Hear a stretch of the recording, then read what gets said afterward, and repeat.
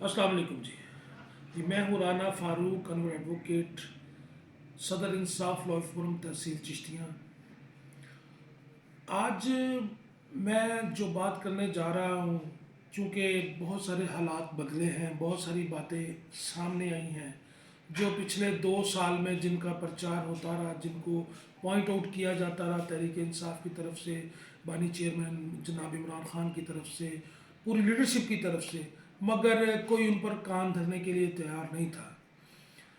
تو یہ کہانی کہاں سے شروع ہوئی اور اب کہاں پہ پہنچ گئی ہے، اور اس کے گنہگار کون ہیں اور ان کے ساتھ کیا ہونا چاہیے، اگر ان کے ساتھ وہ کچھ نہیں ہوتا تو پھر جو ریاست کے مالک ہیں، جو عوام ہیں، پھر یہ انصاف، یہ فیصلہ عوام کو کرنا ہے۔ یہ جناب والا جلسہ امر بالمعروف اسلام آباد میں ہوا، جو خان صاحب نے رجیم چینج آپریشن سے پہلے کال کیا، اور اس میں خان صاحب نے عوام کو بتایا کہ یہ سائفر آیا ہے، وہ لہرایا گیا کاغذ اس جلسے میں،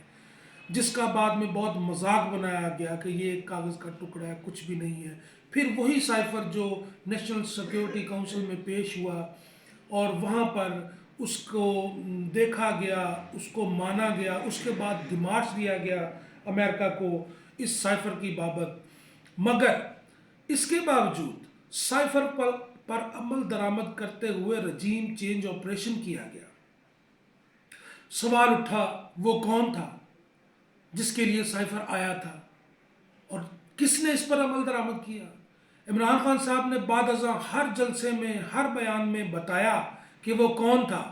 مگر سب غدار اور جھوٹے یہ ماننے سے انکار کرتے رہے۔ پھر سائفر چوری ہو گیا بقول نگران حکومت کے، بقول جو سابقہ حکومت تھی اس کے،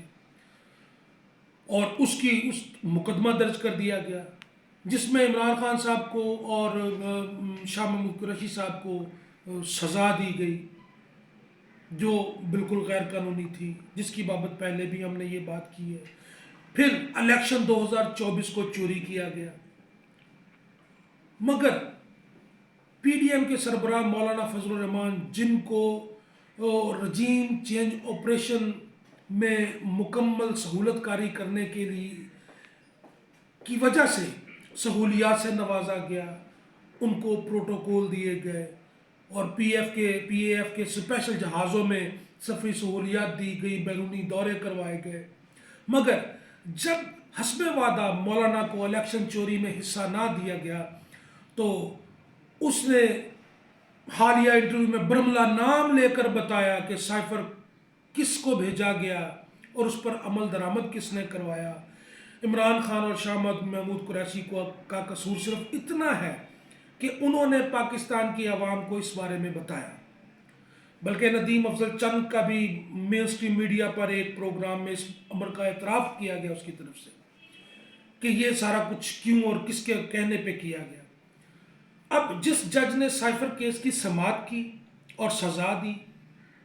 اس سارے معاملے کے بعد اس جج کو بھی سزا ہونی چاہیے کیونکہ اس نے غلط سزا دی، اور جن لوگوں نے سائفر پر عمل درآمد کرتے ہوئے رجیم چینج آپریشن کیا ان پر بھی آرٹیکل 6 کے تحت کارروائی ہونی چاہیے۔ اور یہ جو chief justice of supreme court نے ان لگڑ بگوں کو الیکشن چوری کرنے میں مدد فراہم کی، پی ٹی آئی کی رٹ پٹیشن خارج کر کے کہ یہ جو آروز ہیں یہ ٹھیک نہیں ہے، یہ مطلب ان کے تابع ہیں، ان کے زیر حکم ہیں لگڑ بگوں کے، اس نگران حکومت کے جو کہ سہولت کاری کر رہی ہے الیکشن چوری میں، تو پی ٹی آئی کی اس پیٹیشن کو چیف جسٹس صاحب نے خارج کیا اور کہا کہ آپ الیکشن سے بھاگ رہے ہیں۔ اب یہ اس بات سامنے آ گئی ہے، روز روشن کی طرح یہاں ہو گئی ہے کہ وہ مکمل طور پر سہولت کاری کی گئی الیکشن چوری کرنے میں۔ تو یہ جو 75 ارب روپیہ عوام کا ضائع کیا گیا اس الیکشن میں، اس نام نہاد سو کالڈ الیکشن میں، وہ سو کالڈ جمہوری عمل میں، وہ 75 ارب کہاں سے آئے گا؟ وہ عوام کا پیسہ تھا، وہ ان لوگوں سے ریکور کرنا چاہیے، اور چیف جسٹس سپریم کورٹ کو اسی بات پہ اب استعفیٰ دینا چاہیے اور الیکشن دوبارہ ریکال ہونے چاہیے، اور اگر ایسا نہیں ہوتا تو اس کا صاف اور سیدھا مطلب یہ ہے، پنجابی کی مثال ہے کہ کتی چوراں نال رلی ہوئی ہے، لہٰذا اب عوام کو ریاست بچانے کے لیے اپنے اختیارات کا استعمال کرنا ہوگا، کیونکہ بنیادی طور پر یہ عوام ہی اس ریاست کے مالک ہے اور یہ عوام کے نوکر ریاست کو اجاڑنے پر تلے ہوئے ہیں۔ اب یہ جتنی باتیں ہیں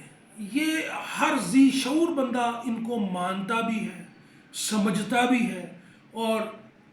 کیا کرنا چاہیے، کیوں نہیں کر رہا، کیوں نہیں بول رہا، کیوں نہیں ایکشن میں آ رہا، یہ لمحہ فکریہ ہے۔ یہ ہمارا ملک ہے، ہماری ریاست ہے،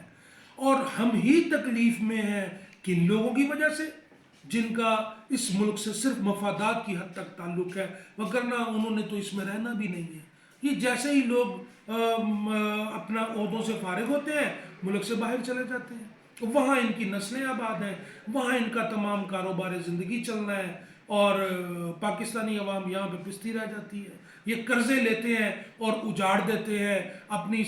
عیاشیوں میں خرچ کر لیتے ہیں، چوری کر کے لے جاتے ہیں، اور پاکستانی عوام ٹیکس کے بوجھ تلے دبا دی جاتی ہے، مہنگائی کر دی جاتی ہے، اور ٹیکس لے کے قرضے پھر واپس نہیں کیے جاتے، اور پاکستانی عوام اس بوجھ تلے دبی ہوئی ہے اور دبتی چلی جا رہی ہے۔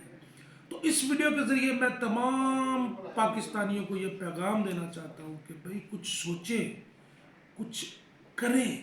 اپنے لیے آواز اٹھائیں، ان لوگوں کے لیے نہیں جو یہ سارے معاملات کر رہے ہیں۔ اور اگر میری یہ بات لوگوں کو پسند آئے تو برائے مہربانی اس ویڈیو کو شیئر کریں، لائک کریں۔ شکریہ۔